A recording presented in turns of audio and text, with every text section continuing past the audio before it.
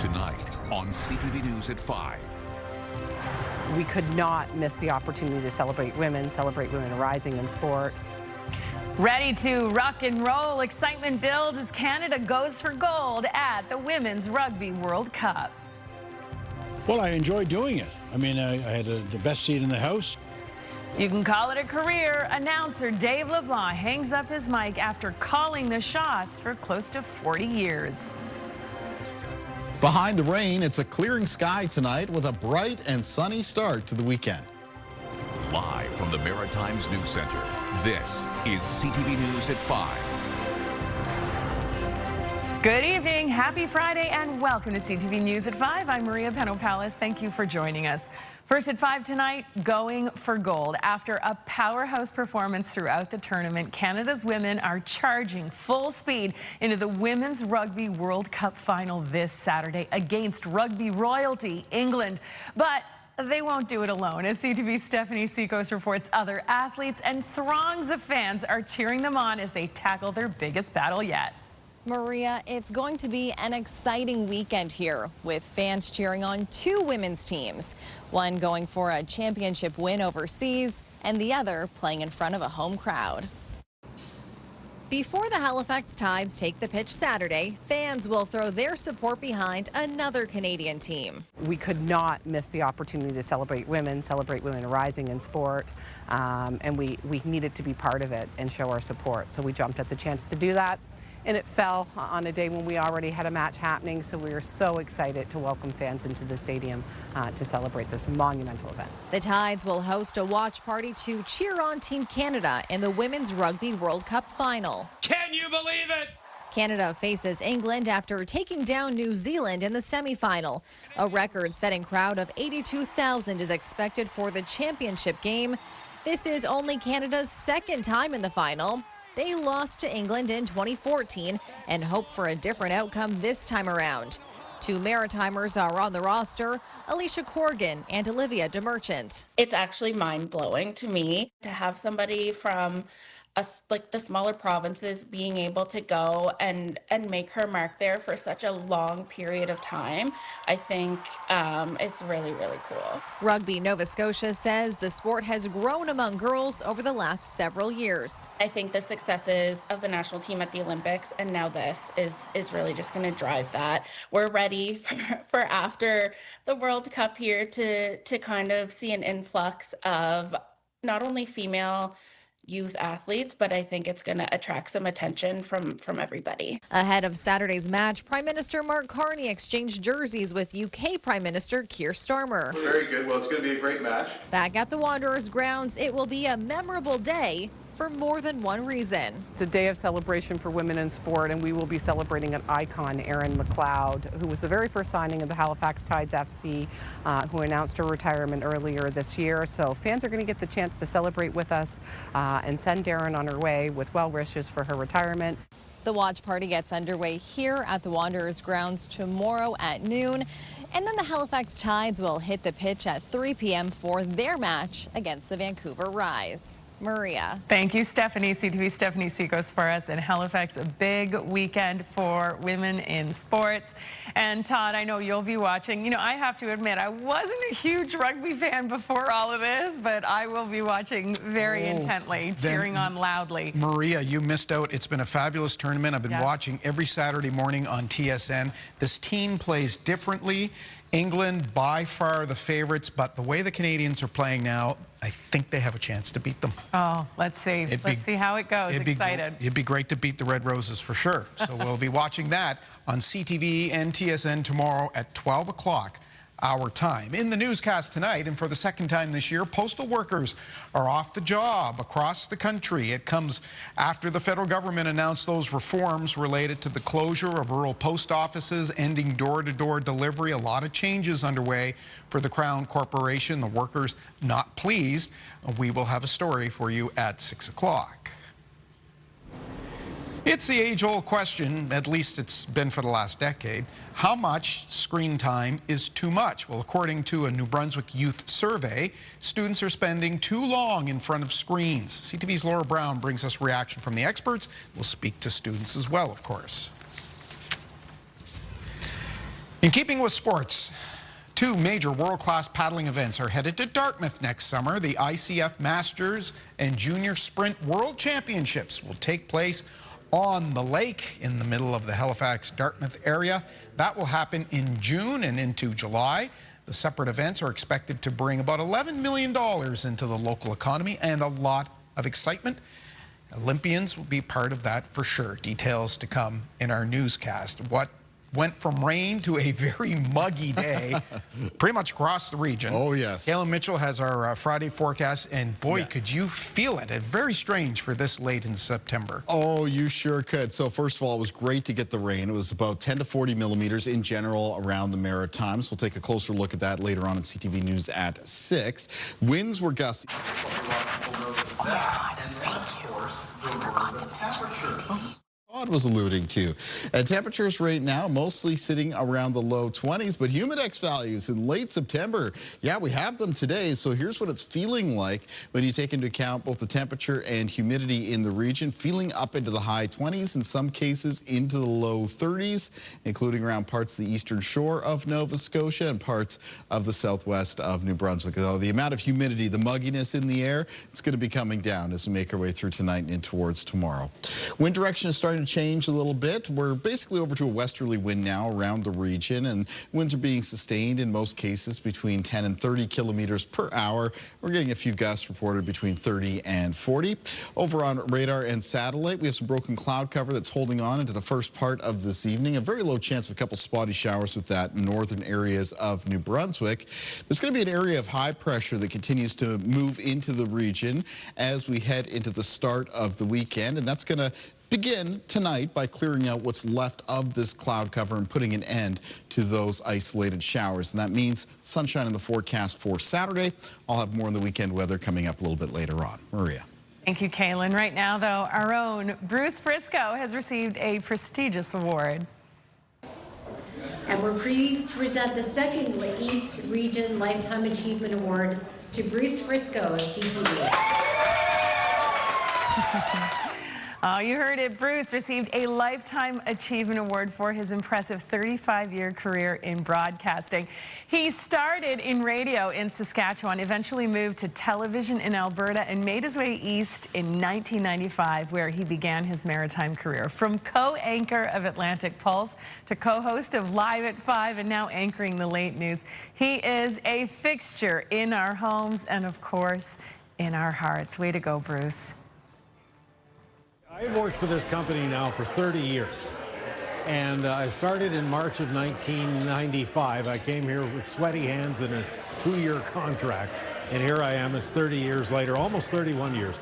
It's a tremendous honor, and frankly, I was deeply touched and honored when I heard about this, and I'm so grateful to the company and mostly to all the viewers who keep us on the air.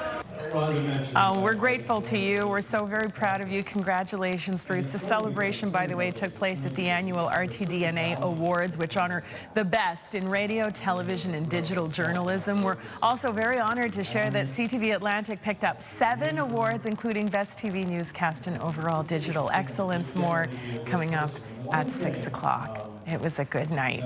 Well deserved. To Mr. Bruce Frisco. All right, we're going to take a break. When we come back, we will tell you the remarkable story of Kevin Rainey, who battled back after a brain tumor diagnosis and surgery.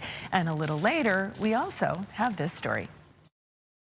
Hi, my name is Ellen Boucher. We are at the Little Blue Coop Therapeutic Mini Farm in Gatesbrook, Nova Scotia.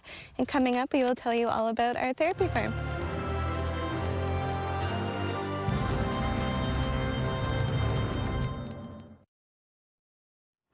Welcome back. When the Rainey family moved to Nova Scotia from BC ahead of their retirement, they had no idea they would rely on the QE2 for life-saving care and their community for support. Here's CTV's Suzette Belliveau with more on Kevin's journey and a warning. Some viewers may find some of the medical images in this story graphic.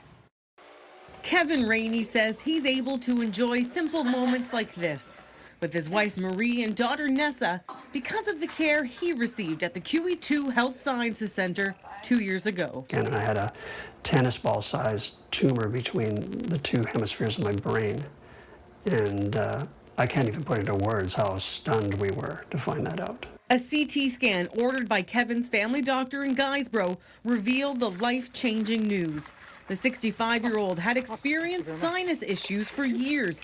He and his wife had recently moved to Nova Scotia from BC to enjoy retirement. I was really scared that I was going to lose them.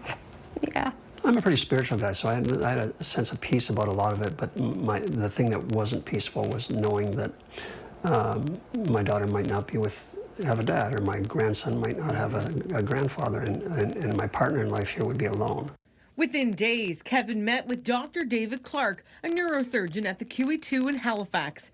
A nearly 9-hour craniotomy followed. Dr. Clark rebuilt the entire bottom of Kevin's skull because the tumor eroded it over time. While recovering, an infection led to a second craniotomy, a long course of antibiotics, and 2 additional brain surgeries. During it all, both Kevin and Marie say the staff at the QE2 were always there for them, offering comfort and quality care. I'm so thankful for Dr. Clark for that. I'm so thankful that we, in Nova Scotia have that capacity and that capability. These days, Kevin says he feels pretty good, with his sense of smell being the only lasting complication from surgery. He continues to go for regular MRIs and appointments as necessary. I'm just so thankful we moved here. And we have great doctors and nurses and care and good neighbors, and like the whole community, and everybody rallied around us. Grateful for a healthcare team and a community they can count on. That means so much to them. Suzette Bellevaux, CTV News, Guysborough, Nova Scotia. Warms my heart to see them doing so well. Thank you for sharing your story, especially Kevin. By the way, the bonus deadline in the QE2 home lottery is midnight tonight. You can visit ctvatlantic.ca for more information. Just an amazing story. Isn't it? Yeah, I love that. Caitlin Mitchell joins us now, looking at how things are shaping up for the weekend. Yeah, so it was certainly nice to get some rain in the region throughout the day today, though. The clouds and the rain was clearing, so we're seeing a little bit of sun here on the heart-shaped pond. We're going to have more on the forecast coming up after the break.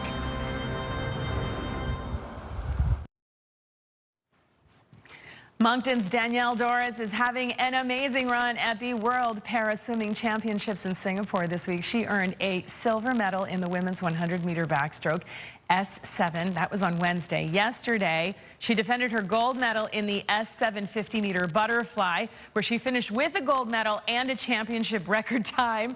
And she also secured a bronze medal in the 50 free. She says she's ecstatic to be on the podium again. And by the way, she turned 23 on Monday. Happy belated birthday, Danielle, and congratulations to you. The trifecta, one of each, Caitlin. Awesome.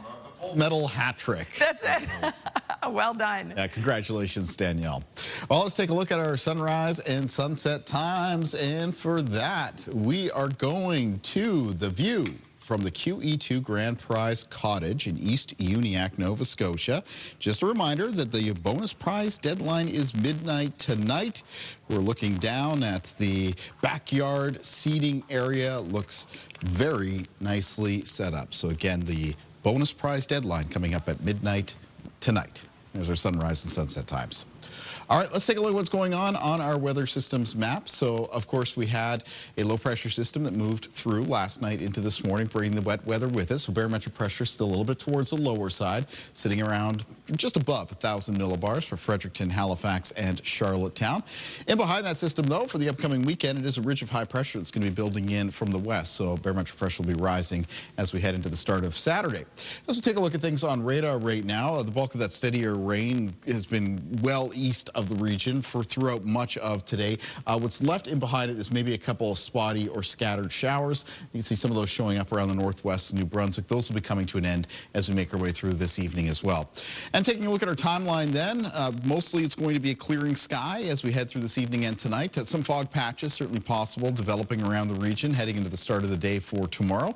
Any fog patches that are around for early Saturday morning will be dissipating, and then the rest of Saturday around the Maritimes is looking very sunny. Generally clear conditions for Saturday evening, though there will be a little bit of cloud cover that increases Saturday night into Sunday morning, and Sunday itself a bit more of a mix of sun and cloud around the Maritimes. Winds in the forecast for tomorrow are mostly going to be out of the west and the northwest. They won't be as gusty as they were today, but I'd still describe them as being breezy, with some gusts up between 20 and 40 kilometers per hour.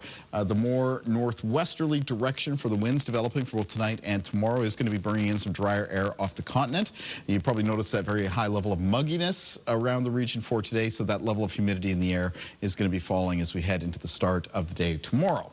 Low temperatures in the forecast for tonight for the province of New Brunswick will be mostly falling into a range around 5 to 10 degrees, down to 12 for Grand Manan. Down to the low teens as well for Prince Edward Island and for Nova Scotia for tonight. Most of the low temperatures away from coastal areas between 12 and 14 degrees. On parts of the coast, some of the overnight lows is mild as between 5 and 17.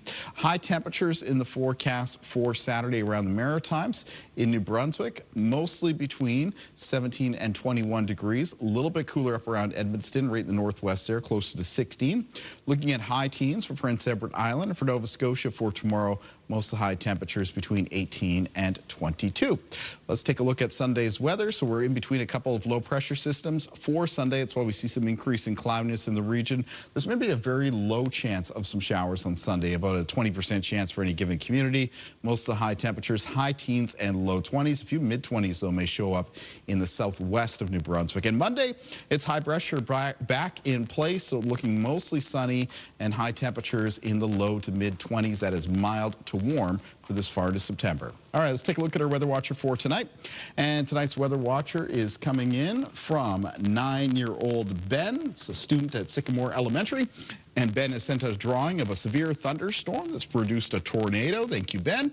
Weather Watchers can come in to CTV Weather Watchers, P.O. Box 1653, Halifax, Nova Scotia, B3J2Z4. Or you can email me, kaylin.mitchell@bellmedia.ca. Maria. Thank you, Kaylin. So a new therapeutic animal farm in Nova Scotia helps visitors unwind and get back to nature. CTV's Mike Lamb takes us to the Little Blue Coop.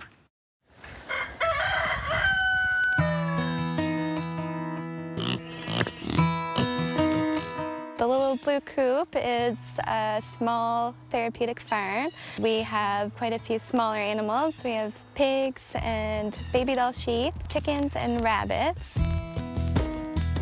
We open up our farm to anybody who wants to come visit and spend as long as they want with the animals. A lot of people find that just hanging out with the animals and interacting with them can be really peaceful for them and bring them a more sense of well-being and some mindfulness into their day. The idea started, I guess, a couple of years ago. I had just left a really stressful job in social work. I'm a social worker, and I found that just spending time with the chickens and sitting with them while they're free-ranging around the yard, that was super therapeutic for me and brought me just a lot of joy and a sense of being connected with nature. So right now we have 2 Kuni pigs, they're called. They originate from New Zealand. We have one adult, her name is Cookie, and we also just got a new baby last week. She's very cute. And they're probably the most friendly, docile animals I've ever been around. I really love them. We also have 2 baby doll sheep. They're known for having smiling faces, so they're always a hit with the kids. We want the animals to have as much of a sanctuary kind of experience as possible, as well as the people who visit us. So we want it to be mutually beneficial and make sure the animals are okay with the interactions as well. Human-animal connection really brought me a lot of peace when I was going through a lot of hard mental stuff in my life. So I thought we would open the farm up to other visitors and share that with the community. The Little Blue Coop, very sweet. Oh, lovely. Okay, going to take our final break here, but here's a preview of our last story of the week. I'm Ryan McDonald at Sydney's Centre 200, where tonight marks the end of an era here in the building. Public address announcer Dave LeBlanc hangs up the microphone after close to 40 years. A look back on his career is coming up. Welcome back. So the man who many consider the voice of a couple of generations at Sydney's Centre 200 will hang up his microphone for good tonight. CTV's Ryan McDonald caught up with Dave LeBlanc before his final game. Ladies and gentlemen, good evening and welcome to Centre 200. and the Quebec Maritimes Junior Hockey League. When Dave LeBlanc says those words before tonight's Cape Breton Eagles home opener against the Moncton Wildcats, it'll be the last time he ever does. It went like, as an actor said one time, like smoke through a keyhole. It's that fast.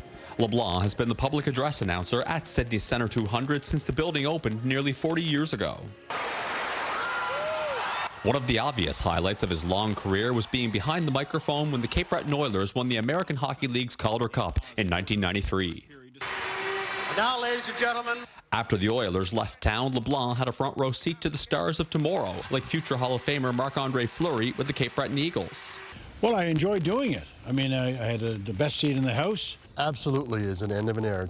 The manager of Centre 200 and a longtime former broadcaster himself says it's going to be strange for fans in this building to hear any voice other than the one they've always known. You're looking at 4 decades.